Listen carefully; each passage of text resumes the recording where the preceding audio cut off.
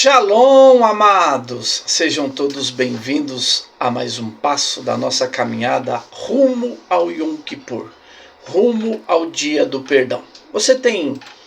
Sejam todos bem-vindos a mais esta aula, que nós possamos continuar os nossos passos de desenvolvimento para que nós cheguemos ao julgamento no final do mês de Elul e ao grande dia de Yom Kippur, podendo deixar amarras, deixar coisas que nos impedem de ter uma vida plena em todos os quesitos.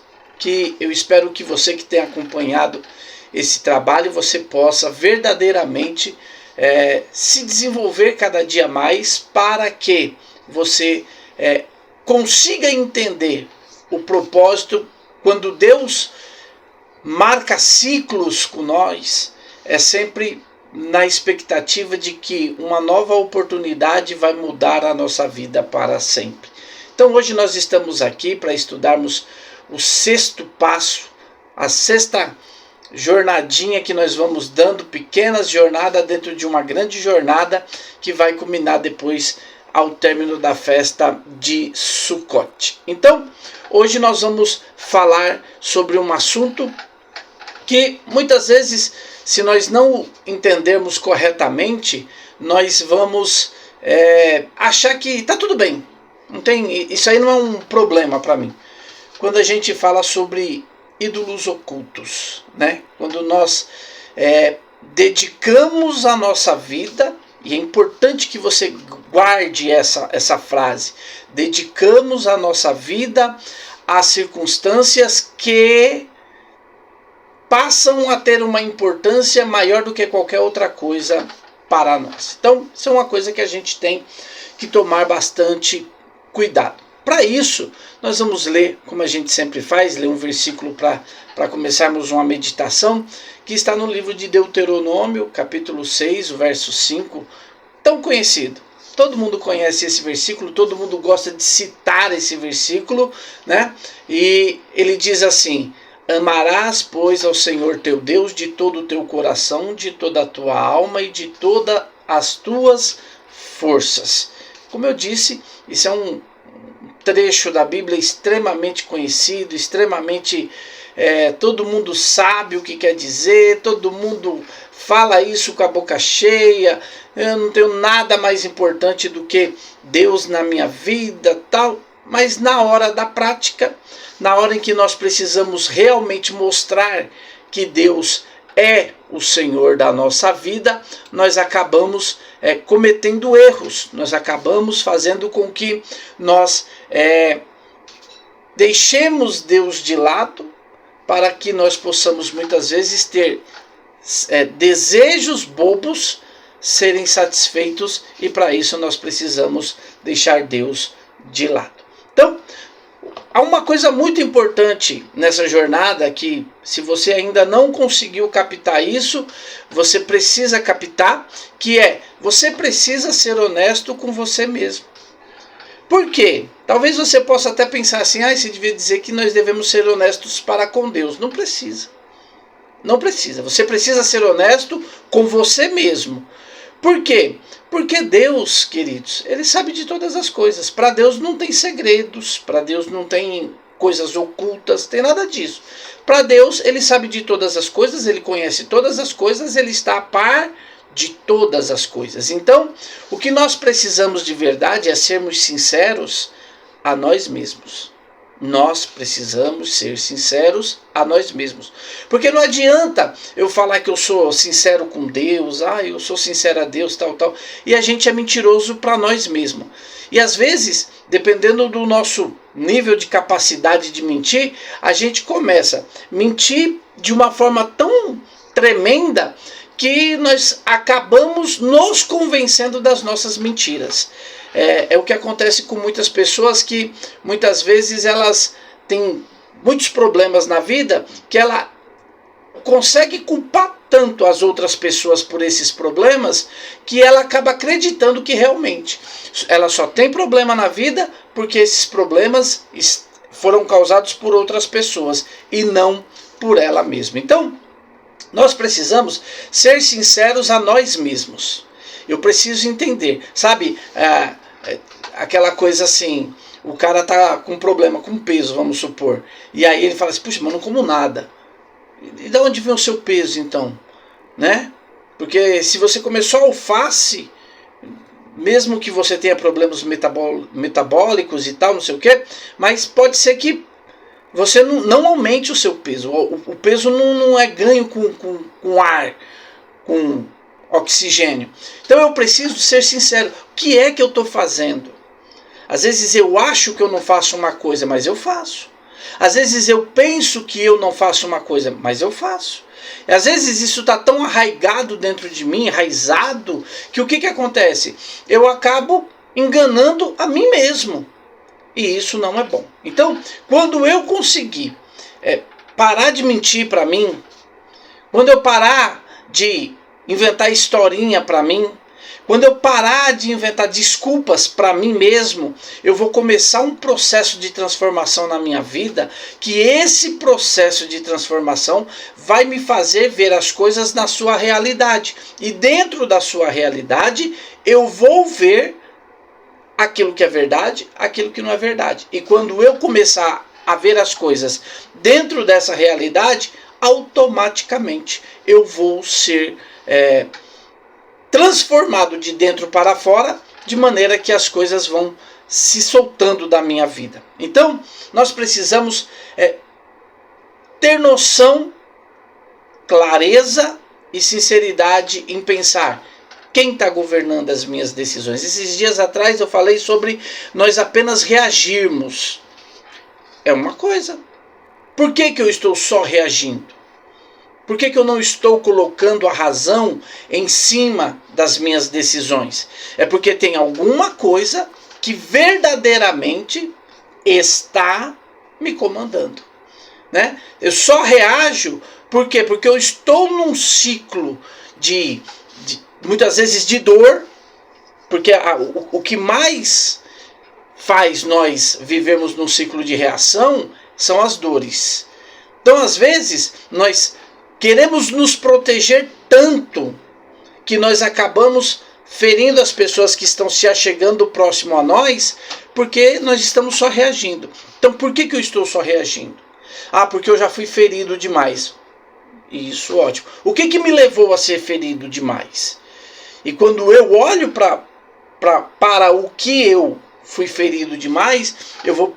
Olha, então pessoas nesse naipe são as que ferem. Então pessoas nesse naipe, eu não vou me juntar a elas. Eu não vou estar de acordo com o que ela pensa. Então, vamos tomar cuidado. Vamos olhar para nós e ver o que realmente está comandando a nossa vida. E nós precisamos, para com isso, colocar Deus no primeiro degrau da nossa vida, no degrau mais alto da nossa vida.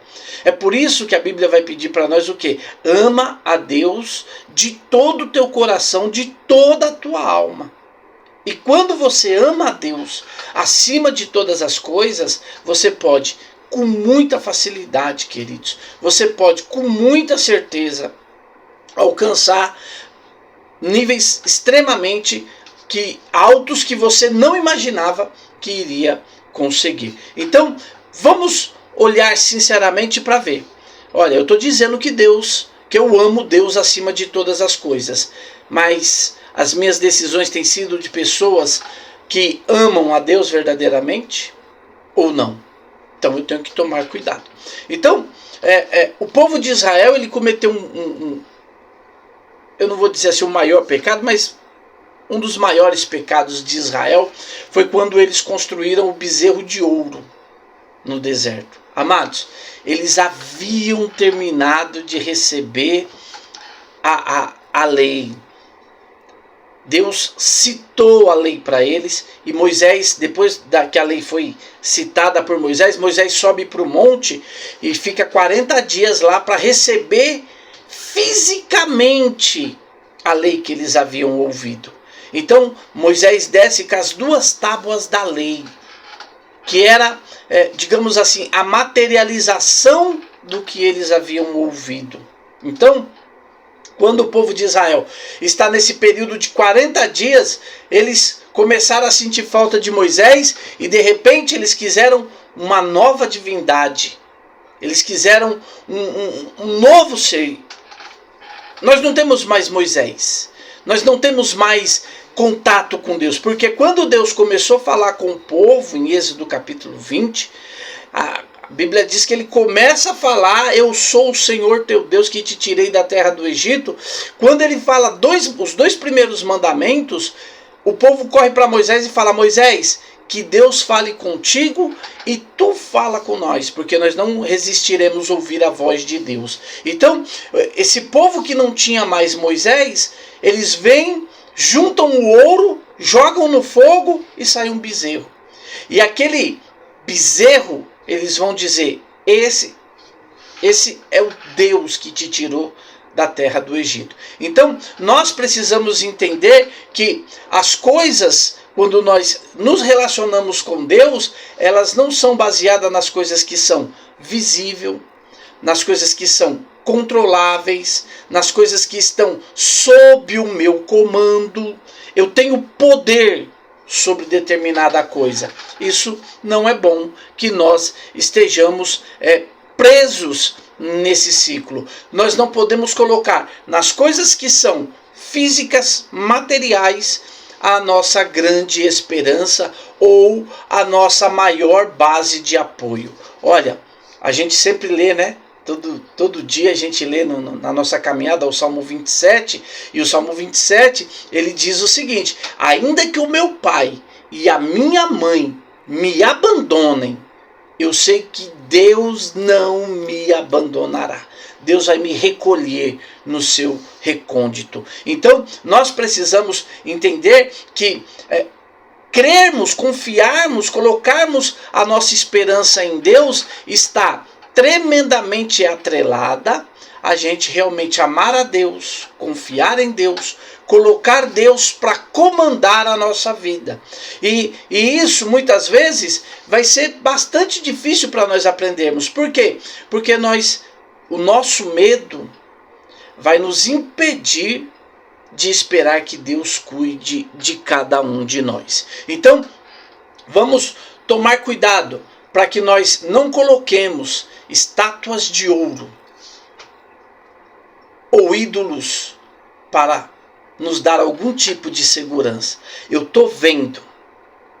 Paulo diz que o apóstolo Paulo, ele vai dizer que nós não andamos por vista, nós andamos por fé, porque tudo que é visto é transitório, é momentâneo, pode mudar, pode acabar, pode se destruir, mas quem anda por fé não vai ser em nenhum momento destruído. Por quê? Porque a nossa principal conotação é nós estarmos esperando em Deus, que Deus venha ao nosso socorro. Então, por mais que eu tenha sucesso, por mais que eu conquiste coisas, por mais que as pessoas gostem de mim, por mais que eu me dê bem com todo mundo, por mais, esse não é o ponto principal da minha vida. Porque isso tudo é uma forma de eu satisfazer o meu ego. Olha como eu fiz essa faculdade, estou num emprego bom. Olha como as pessoas gostam de mim. Olha como isso, olha como aquilo outro. E acaba que a gente fica tendo ídolos. A gente fica tendo coisas que na hora... E Jesus, né, Yeshua vai falar para nós o seguinte. Ele vai falar assim: olha, não junta tesouro na terra, onde o ladrão rouba, a traça come, a ferrugem corrói. Não. Mas juntai tesouro no céu, porque lá não tem ladrão, lá a ferrugem não vai e não tem traça. Então, o que acontece? Quando eu coloco a minha fé, a minha esperança, a minha capacidade de me movimentar em Deus, aí realmente eu vou estar seguro. Na hora... Mais uma vez o Salmo 27. O Salmo 27 é maravilhoso demais. No dia da adversidade, eu vou esperar em Deus, porque Ele vai me socorrer. E muitas vezes, esse socorro, como eu já falei outras vezes, é uma palavra que é dada para nós na hora certa. É sabe, um toque que Deus dá e a gente atende, uma coisa que acontece que parece que é extremamente simples, mas que acaba sendo realmente a razão de uma grande mudança para nós. Então, hoje, o que consome seus pensamentos quando você está parado? O que te domina? Às vezes, tem pessoas que quando ela está quieta, ela está parada, ela não tem ninguém por perto para conversar, ela não está fazendo nada, ela fica pensando em como se vingar disso, daquilo outro. Outro está pensando como que vai fazer para puxar o tapete de outro. Outro está pensando... o que domina os seus pensamentos de verdade? Você precisa colocar a sua mente como escrava sua. Você tem que dominar a sua mente. E é uma das coisas mais difíceis que a gente tem, é a gente conseguir dominar a nossa mente. Por quê? Porque a nossa mente, queridos, tem hora que ela tem vontade própria. E na vontade própria dela, a gente está pensando numa coisa que a gente nem está percebendo que está pensando. Então, a gente precisa realmente saber que a nossa fé, a nossa segurança, a nossa paz, ela está fixada em Deus. Então, eu vou pedir para você, faz um exercíciozinho. Faça um jejum de controle de 24 horas. Escolha uma coisa que te causa dependência. O que você não... tem gente que, às vezes, tem pessoas que no meio da noite, quando ela acorda, ela não consegue voltar a dormir se ela não der uma olhadinha no Zap. Ela não dorme se ela não der uma olhadinha lá no Instagram dela. Ela não dorme se ela não mexer no TikTok. Ela não dorme de novo se ela não conseguir fazer tal coisa. Ligar a televisão, assistir alguma coisa. Ela tem que fazer, porque ela não tem tranquilidade, sossego. Então, pega uma coisa dessa, que faz isso com você, e se afasta por ela por um dia inteiro. Para você provar a si mesmo quem é que está no comando. No dia de Yom Kippur, a gente faz um jejum de 25 horas. E o que é legal do jejum de 25 horas? É que quando você faz um jejum, você dá um recado para sua alma animal. Qual é? Eu estou no comando. Você come quando eu quero que você come. Quando você vai beber água quando eu quiser que você bebe água. Então, nós precisamos aprender a ter esse domínio sobre a nossa vida. Temos que aprender a ter domínio sobre as nossas vontades. Então nós não reagimos, nós não somos escravos, nós não somos presos, nós temos domínio. Então, o que é que você precisa fazer? O que é que você precisa colocar como novo na sua vida? Porque isso vai mostrar que você está no comando. E se você estiver no comando, sabe o que vai acontecer? Você realmente vai poder dizer assim: agora Deus está no topo da minha vida. Por quê? Porque agora eu posso dizer para Deus: eu te amo, e vai amar a Deus de verdade. Porque quando você se domina, você tem domínio, você pode realmente escolher quem você ama. Um viciado, ele não escolhe, ele é dependente. Um viciado, ele não é livre, ele é dependente.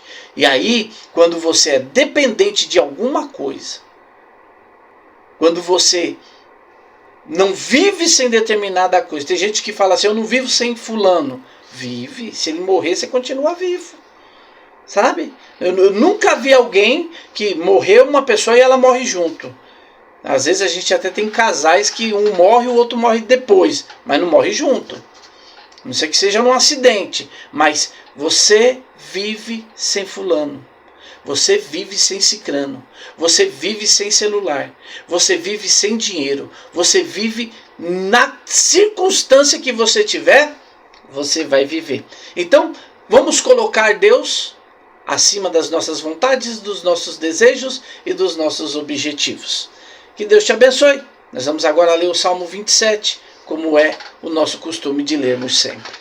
E é uma tradição ler esse Salmo, porque eu já falei, esse Salmo por 13 vezes é falado. É que em português a gente só lê o Senhor, o Senhor. Mas em hebraico esse o Senhor é o nome do Eterno. Então, por 13 vezes nós clamamos pelo Eterno. E isso vai trazer grandes sucessos para a nossa vida. O Senhor é a minha luz e a minha salvação. A quem temerei? O Senhor é a força da minha vida. De quem me recearei? Quando os malvados investiram contra mim para comerem as minhas carnes, eles, meus adversários e meus inimigos, tropeçaram e caíram. Ainda que um exército se acampe contra mim, o meu coração não temerá. Ainda que a guerra se levante contra mim, conservarei a minha confiança. Uma coisa pedi ao Senhor e a buscarei, que possa morar na casa do Senhor todos os dias da minha vida, para contemplar a formosura do Senhor e inquirir no seu templo. Pois no dia da adversidade me esconderá no seu pavilhão, no recôndito do seu tabernáculo me esconderá, sobre uma rocha me elevará. E agora será exaltada a minha cabeça acima dos meus inimigos que estão ao redor de mim. E no seu tabernáculo oferecerei sacrifícios de louvor. Cantarei, sim, cantarei louvores ao Senhor. Ouve, ó Senhor, a minha voz quando clamo. Compadece-te de mim e responde-me. Quando disseste, buscai o meu rosto, o meu coração te disse a ti, o teu rosto, Senhor, buscarei. Não escondas de mim o teu rosto e não rejeites com ira o teu servo.